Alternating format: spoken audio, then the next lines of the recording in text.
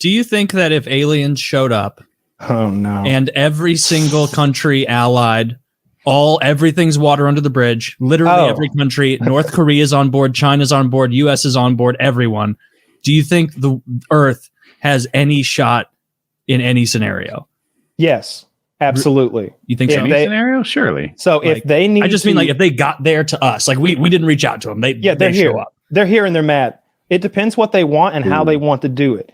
If they want to just destroy us, then we lose. But if they want our planet unscathed, if their biology is similar enough to us that they can't use their death rays and ruin our planet because they want to live here, if they got to come down here and fight us, then we win, depending on their numbers. If they sent one ship, I've seen this scenario played out, interestingly enough, in one of those war graphics YouTube channels. And they played this thing out, how generations of humans would be fighting the war against the first. Yeah. And they set it up so that like the ship took like 25 years to get here. So even though the first war we might win or be winning, we were on that clock for the second wave. But I think if they invade and do it like that, then we could put quite a fight. Maybe it's like, it would depend on the physiology. No, I don't know that song. He's like, what would it be like if we met aliens? You ever think about that? And he's like, what? You never think about it? Like, would they just come down here and dominate us, or would it be like, damn, Earth go hard? Maybe they would just say Earth go hard, but it would also depend on. They would in that scenario you talked about. I bet they had a contingency where it's like they are of similar size to us biologically, and they have similar strength. Like if they pop here and they're like. Yeah, like if they're like, let's say they're all a head shorter than us, but they're like dwarves from Lord of the Rings strength and like have thicker, they have talons and fangs instead of like, then we'd be fucked. Like isn't it all about weapon systems though? Like we have to assume we're losing any weapon system 1-to-1 matchup because they're already able to kill them though, right? Like if they're too tough to hurt and maim, and they have to be like humanoid. What if you shot one and he healed like a goddamn chameleon before your eyes? Right. It's gonna be hard to fight that Iraqi style, Afghani style roadside bomb, what IED would be terrorist fight.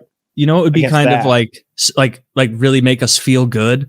What if we're the like giant terrifying species and like aliens show up and they're like, fuck, these things are like 1,000 they have weapons Zigmar feet tall. I got it. They don't even have a word for weapon.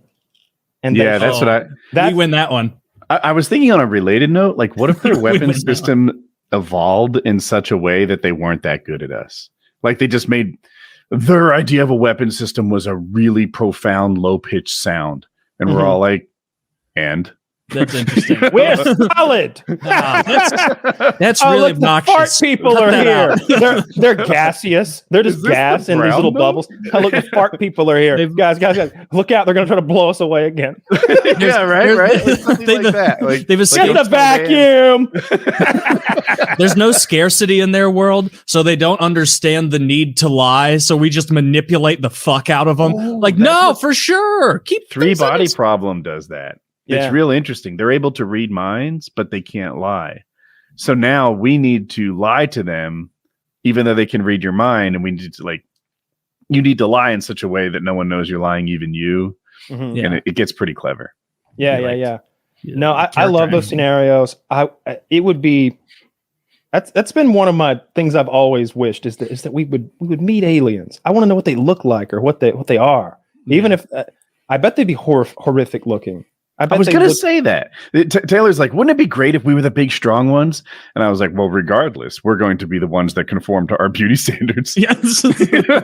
We will definitely think they're ugly, almost for sure. Oh, there'll be a whole bunch of fetishists who are like, oh, those worm people turn me on. They've been jerking up to tentacle porn their whole lives, and the worm people show up. Oh, they're going to be... Right.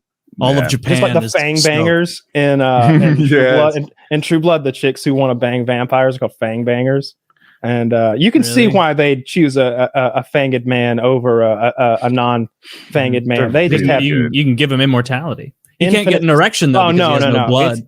It's like infinite stamina, and they fuck so fast. It's an actual blur.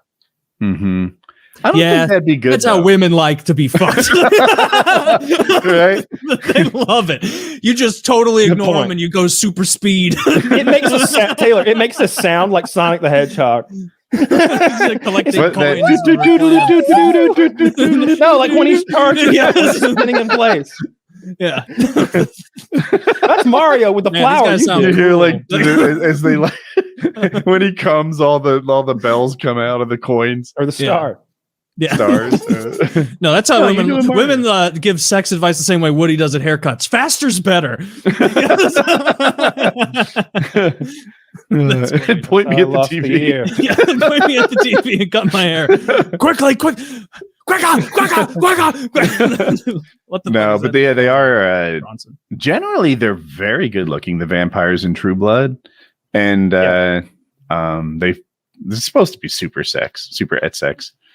Yeah. There's very little vampire lore that doesn't have them on one side, either like Nosferatu, very obviously ghoulish and scary, or they're like actively more attractive than everyone around them.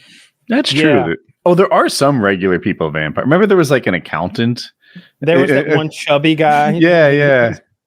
Oh, live forever. Shit. Wait, he became a vampire as a fat guy? Yeah, and he's all depressed. He's fat forever now. Yeah, it was. Another one. Was gay.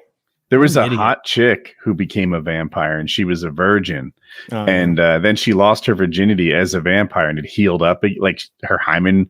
And she's like, every time I have sex for the rest of my eternal life, I'm gonna break my hymen. Like this blows. Yeah. I mean, like their like Big Brother system for getting into the vampire world really should fill them in on that stuff. Like. Baseline. There's no excuse for like if you were to be vampirized, you would put every ounce of your effort into being the perfect version of yourself at the point of bite.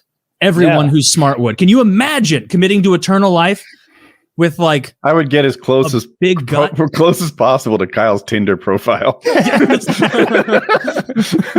Like now you're dehydrated for all eternity. I'm always so thirsty. I'm so thirsty. This is a huge mistake. Yeah, that's what it's like being a vampire. You don't understand. I turned and I was dehydrated. I don't even want the blood. I was shredded. Look at this water. I'm so thirsty. You're so vascular. Look at your foot veins. Oh, they hurt though. Your foot veins ever hurt? That's how you know you've gone too far. Do I have? My feet have always been like vascular though. I feel like feet always have veins popping out because they're working hard. I can't see them for the hair. You can't. You got some. Your feet aren't too hobbity. You have long hair on your toes. Yeah, I shave them both. I run my like trimmer over my feet and my toes because they're fucking gross. They don't grow like a ton of hair, but it does. There's like some hair there. That's too much.